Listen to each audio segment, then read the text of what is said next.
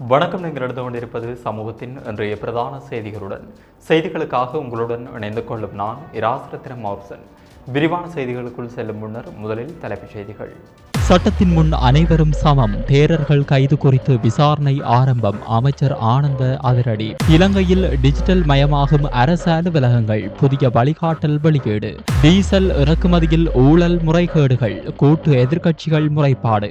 திரைசேரியின் 2.5 million dollar நிதி மோசடி, கொழும்பில் வெடித்த போராட்டம். செம்மணி மனித புதைகுழி அகழ்வு 8 மாதங்களின் பின் இன்று மீண்டும் ஆரம்பம். நீதிமன்ற உத்தரவின் பேரில் பெருமளவிலான போதைப் பொருள் எரியூட்டி அளிப்பு.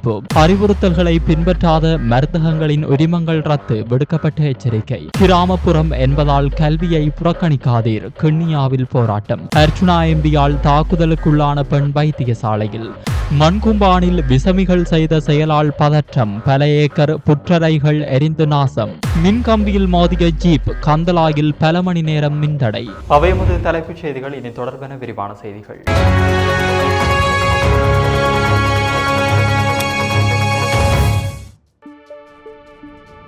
Fourth Monkey Connect coming soon. Katunayake விமான நிலைய வளாகத்தில் போதைப் பொருட்களுடன் தேரர்கள் கைது செய்யப்பட்ட சம்பவம் தொடர்பில் விரிவான விசாரணைகள் ஆரம்பிக்கப்பட்டுள்ளதாக பொதுமக்கள் பாதுகாப்பு அமைச்சர் ஆனந்த விஜயபால தெரிவித்துள்ளார்.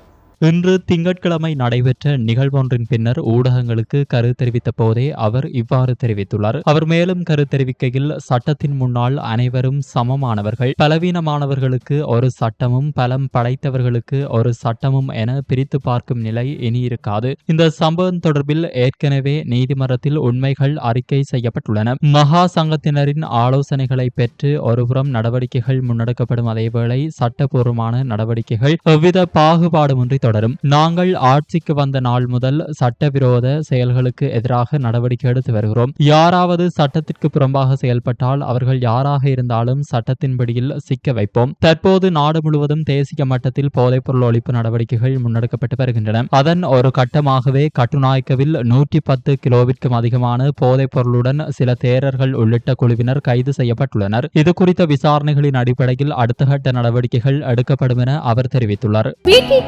கரி வீட்டி சூப்பர் ஸ்டோரின் கல்யாணி அன்னபூரணி பிராண்டில் அன்றாட வாழ்க்கையின் அனைத்து பொருட்களையும் ஒரே இடத்தில் பெற்றுக்கொள்ள வீட்டி கேஷன் கரி பாரிஸின் லாட்சப்பல். இலங்கையில் எரிபொருள் நெருக்கடியை கருத்தில் கொண்டு அரசு சேவைகளை டிஜிட்டல் தொழில்நுட்பம் ஊடாக தொலைதூர முறையில் முன்னெடுப்பதற்கான புதிய வழிகாட்டல்கள் வெளியிடப்பட்டுள்ளன.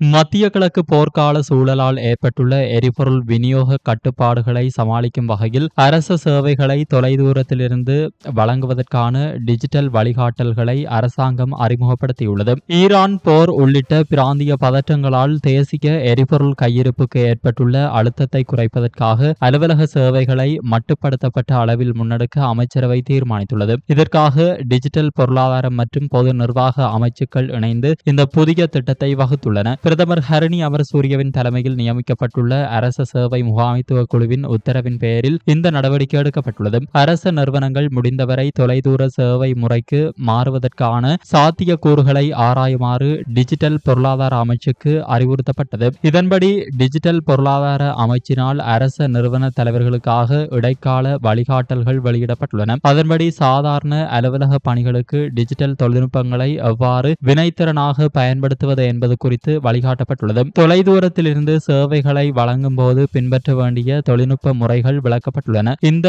வழிகாட்டல்கள் தமிழ், சிங்களம் மற்றும் ஆங்கிலம் ஆகிய 3 மொழிகளிலும் தயாரிக்கப்பட்டுள்ளன. இவற்றை அரச நிறுவன தலைவர்கள் மற்றும் அதிகாரிகள் இணைய முகவரியினூடாக தரவிறக்கம் செய்து கொள்ளலாம் என அறிவிக்கப்பட்டுள்ளது. இலங்கை பெட்ரோலிய கூட்டுத்தாபனம் மேற்கொண்ட டீசல் இறக்குமதியின் போது இடம்பெற்றதாக கூறப்படும் ஊழல் மற்றும் முறைகேடுகள் குறித்து விசாரணை ஒன்றை முன்னெடுக்குமாறு கோரி முறைப்பாடு ஒன்று தாக்கல் செய்யப்பட்டுள்ளது. கூட்டு எதிர்க்கட்சியினால் லஞ்ச அல்லது ஊழல் விசாரணை ஆணைக்குழுவில் இந்த முறைப்பாடு தாக்கல் செய்யப்பட்டுள்ளது. குறித்த சம்பவத்தினால் அரசாங்கத்திற்கு பெருமளவிலான நஷ்டம் ஏற்பட்டுள்ளதாக அந்த முறைப்பாட்டினூடாக அவர்கள் சுட்டிக்காட்டியுள்ளனர். அதன்படி இது தொடர்பாக சம்பந்தப்பட்ட அதிகாரிகளிடம் விவரங்களை கோரி உரிய ஆவணங்களை பரிசோதித்து பாரிய நஷ்டம் அல்லது மோசடி இடம்பெற்றுள்ளதா என்பது குறித்து விசாரணை நடத்துமாறும் அதற்கு பொறுப்பானவர்களுக்கு எதிராக சட்ட நடவடிக்கை எடுக்குமாறும் எதிர்க்கட்சியின் பிரதிநிதிகள் லஞ்ச ஊழல் ஆணைக்குழுவிடம் சமர்ப்பித்துள்ள முறைப்பாட்டில் கோரியுள்ளனர். இலங்கை திரைசேரியினால் வெளிநாட்டு கடன் தவணையாக செலுத்தப்பட்ட 2.5 மில்லியன் அமெரிக்க டாலர் நிதி வேறொரு தரப்பினரின் கைக்கு சென்றமைக்கு எதிர்ப்பு தெரிவித்து இன்று திங்கட்கிழமை கொழும்பில் போராட்டம் ஒன்று முன்னெடுக்கப்பட்டது. நிதியமைச்சின் வளாகத்திற்கு முன்பாக சர்வஜன அதிகார அமைப்பினர் இன்று காலை பாரிய எதிர்ப்பு போராட்டம் ஒன்றை முன்னெடுத்தனர். பொதுமக்களின் வரிப்பணம் முறையாக கையாளப்படாமை குறித்து இதன்போது கோஷங்கள் எழுப்பப்பட்டன. இதேவேளை ஸ்ரீலங்கா பொதுஜன பெரமுனவின் பிரதிநிதிகளும் இந்த நிதி மோசடிக்கு எதிராக இன்று காலை இலங்கை மத்திய வங்கிக்கு முன்பாக போராட்டத்தில் ஈடுபட்டனர். அத்துடன் அறக்கலையவின் பிரஜைகள் அமைப்பினால் ஏற்பாடு செய்யப்பட்ட மற்றொரு எதிர்ப்பு போராட்டமும் இன்று மத்திய வங்கிக்கு முன்பாக இடம்பெற்றது. அரசாங்கத்தின் நிதி முகாமைத்துவத்தில் ஏற்பட்டுள்ள பாரிய குறைபாடுகளே இவ்வாறான நிதி இழப்புகளுக்கு காரணம் என இதன்போது போராட்டக்காரர்கள் சுட்டிக்காட்டினர். செம்மணி மனித புதைக்குழியின் 3ஆம் கட்ட அகழ்வு பணிகள் இன்றைய தினம் திங்கட்கிழமை யாழ்ப்பாண நீதவான் நீதவான் எஸ் லெனின்குமார் முன்னிலையில் ஆரம்பமானது. செம்மணி மனித புதைக்குழியில் இதுவரையில் 2 கட்டங்களாக மேற்கொள்ளப்பட்ட அகழ்வு பணிகளின் போது 240 மனித எண்புக்கூட்டு எச்சங்கள் அடையாளம் காணப்பட்டுள்ள நிலையில் 239 எண்புக்கூட்டு எச்சங்கள் அகழ்ந்து எடுக்கப்பட்டுள்ளன. இந்நிலையில் மேலும் எலும்புக்கூடுகள் அப்பகுதியில் காணப்படுவதால் 3ஆம் கட்ட அகழ்வு பணிகளை முன்னெடுக்க வேண்டும் எனவும் அதற்காக 8 வார காலப்பகுதி தேவை என சட்ட வைத்திய அதிகாரி மன்றில் விண்ணப்பம் செய்ததற்கு அமைவாக 3ஆம் கட்ட அகழ்வு பணிகளுக்காக நீதிமன்றினால் அனுமதி வழங்கப்பட்டது. இந்நிலையில் பருவமழை மற்றும் காலநிலை சீரின்மை காரணமாக 3ஆம் கட்ட அகழ்வு பணிகளை முன்னெடுக்க முடியாத நிலைமை ஏற்பட்டதுடன் புதைக்குழிக்குள் மழை வெள்ளமும் நிறைந்து காணப்பட்டது. 2ஆம் கட்ட அகழ்வு பணிகள் 45 நாட்கள் முன்னெடுக்கப்பட்டு செப்டம்பர் 6ஆம் தேதியுடன் நிறைவு பெற்ற நிலையில் 3ஆம் கட்ட அகழ்வு பணிகள் தற்போது சுமார் 8 மாதங்களின் பின்னர் இன்றைய தினம் முதல் ஆரம்பிக்கப்பட்டுள்ளது. அதேவேளை 3ஆம் கட்ட அகழ்வு பணிகளுக்காக 2 கோடியே 10 லட்சம் ரூபாய் நிதி அமைச்சினால் விடுவிக்கப்பட்டுள்ளமையும் குறிப்பிடத்தக்கது. போலீஸ் போதைப்பொருள் ஒழிப்பு பிரிவினரால் மேற்கொள்ளப்பட்ட பல்வேறு சுற்றி வளைப்புகளின் போது கைப்பற்றப்பட்ட பெருந்தொகையான போதைப் பொருட்கள் நீதிமன்ற உத்தரவிற்கமைய அளிக்கப்பட்டது. பலப்பட்டிய மற்றும் ஸ்லாபம் ஆகிய நீதிமன்றங்களில் விசாரணைகள் நிறைவடைந்து வழக்குகளுடன் தொடர்புடைய பெருமளவான போதைப்பொருள் தொகையே இவ்வாறு அளிக்கப்பட்டன. அந்த வகையில் ஹெரோயின் 22 கிலோகிராம் 888 கிராம், கேரளா கஞ்சா 33 கிலோகிராம் 172 கிராம், கஞ்சா 247 கிலோகிராம் 940 கிராம் போதைப் பொருட்கள் எரியூட்டும் உலையில் வைத்து தகனம் செய்யப்பட்டது. இன்று அதிகாலை 5 மணிக்கு பலப்பட்டிய நீதவான் நீதிமன்ற வளாகத்தில் இருந்தும் காலை 7:30 மணியளவில் சிலாபம் நீதவான் நீதிமன்ற வளாகத்திலிருந்து மீதமுள்ள போதைப்பொருள் தொகுதிகளும் எரியூட்டும் இடத்திற்கு கொண்டு செல்லப்பட்டமை குறிப்பிடத்தக்கது. இந்நிகழ்வில் போலீஸ் போதைப்பொருள் ஒழிப்பு பிரிவின் சிரேஷ்ட பிரதி போலீஸ் மா அதிபர் அசோக தர்மசேன, போதைப்பொருள் ஒழிப்பு பிரிவின் பணிப்பாளர் சந்தனர் ஹேரத் ஆகியோர் கலந்து கொண்டனர். இலங்கையின் மனைவிற்பனை மற்றும் நிர்மாணத் துறையில் முதன்மை நிறுவனமான ப்ளூ ஓஷனை நாடுங்கள். அறிவுறுத்தல்களை பின்பற்றாமல் மருந்து விநியோகங்களை செய்யும் மருந்தகங்களின் உரிமங்கள் ரத்து செய்யப்படும் என மட்டக்களப்பு பிராந்திய சுகாதார சேவைகள் பணிப்பாளர் டாக்டர் ஆர் முரளீஸ்வரன் தெரிவித்துள்ளார்.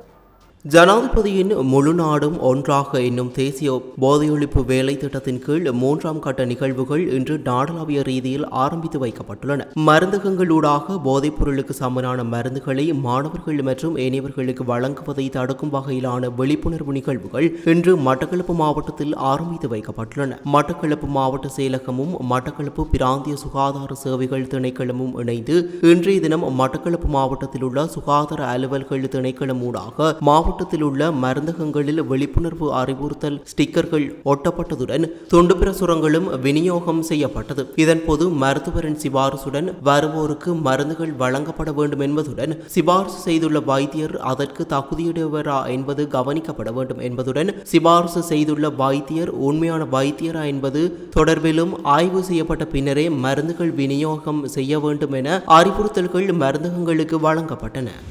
திருகோணமலை கிண்ணியா வலயக்கல்வி அலுவலக பிரிவுக்குட்பட்ட அல் அமீன் மகா வித்தியாலயத்தில் நிலவும் கடுமையான ஆசிரியர் பற்றாக்குறையை உடனடியாக நிவர்த்தி செய்ய கோரி இன்று காலை பாடசாலை மாணவர்கள் மற்றும் பெற்றோர்கள் இணைந்து கவனஈர்ப்பு போராட்டத்தில் ஈடுபட்டனர்.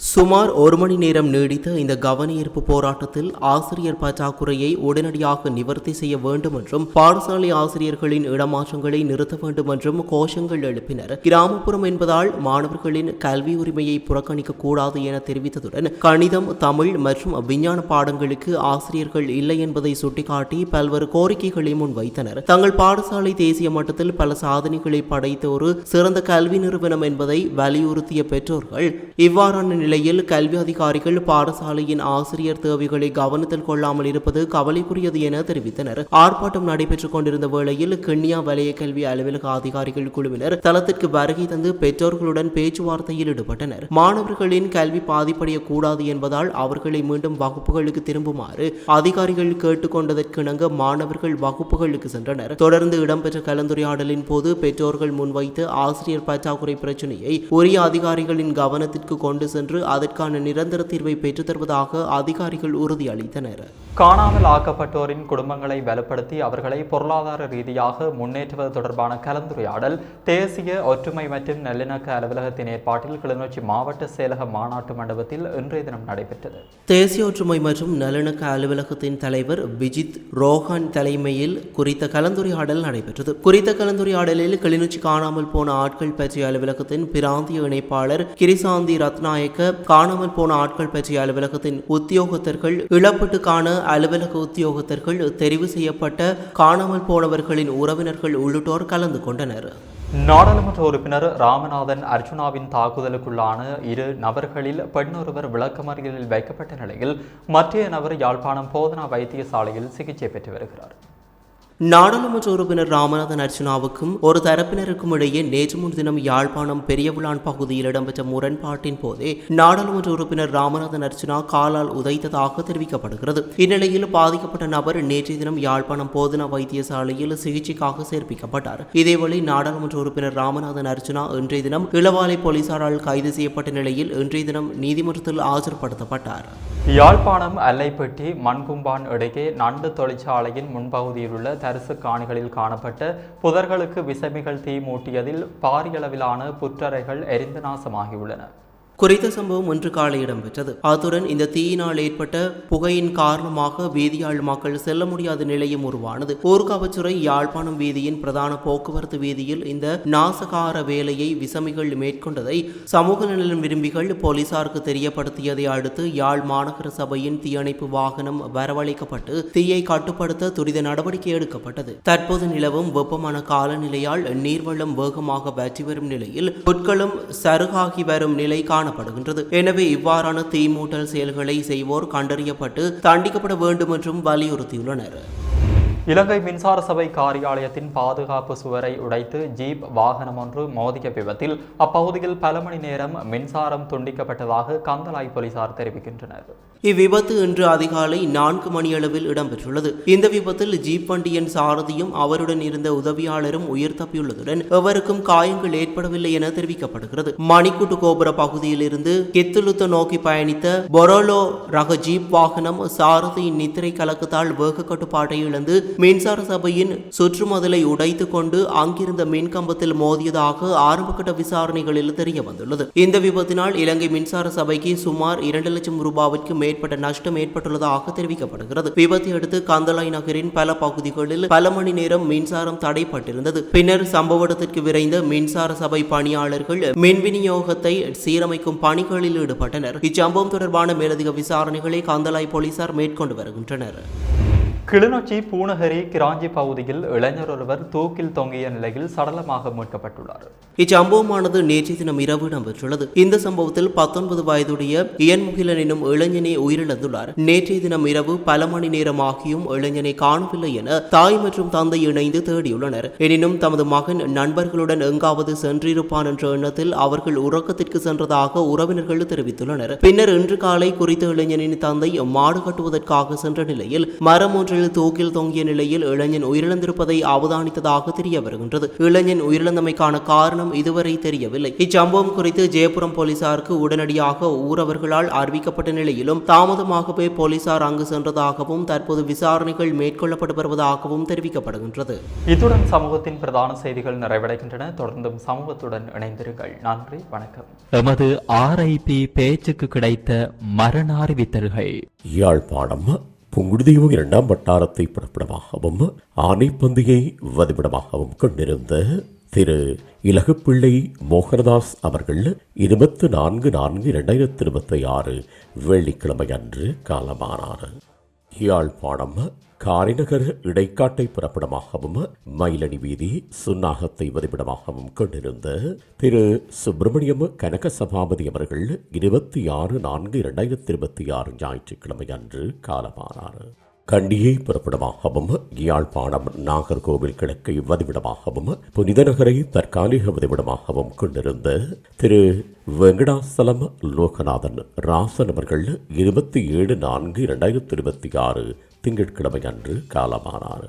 யாழ்ப்பாணம் கம்பர்மலையை புறப்படமாகவும் வதிவிடமாகவும் கொண்டிருந்த திருமதி விஸ்வலிங்கம் மாணிக்கம் அவர்கள் 25/4/2026 சனிக்கிழமை அன்று காலமானார். மேலே அறிவிக்கப்பட்ட அனைத்து மரண அறிவித்தல் இறுதிக்கிரியை பற்றிய தகவல்களை அறிந்து கொள்ள ரிப் பேஜை பார்வையிடுங்கள். இதற்கான லிங்க் கீழிருக்கும் டிஸ்கிரிப்ஷனில் பார்வையிடலாம். இது போன்ற செய்திகளை தெரிந்து கொள்ள சமூகம் நியூஸ் சேனலை சப்ஸ்கிரைப் செய்து அருகில் உள்ள பெல் பட்டனை கிளிக் செய்யுங்கள். மேலும் இது போன்ற செய்திகளை உடனுக்குடன் தெரிந்து கொள்ள சமூகமீடியா.com என்ற இணையதளத்தின் வாயிலாகவும் எங்களுடன் இணைந்திருங்கள்.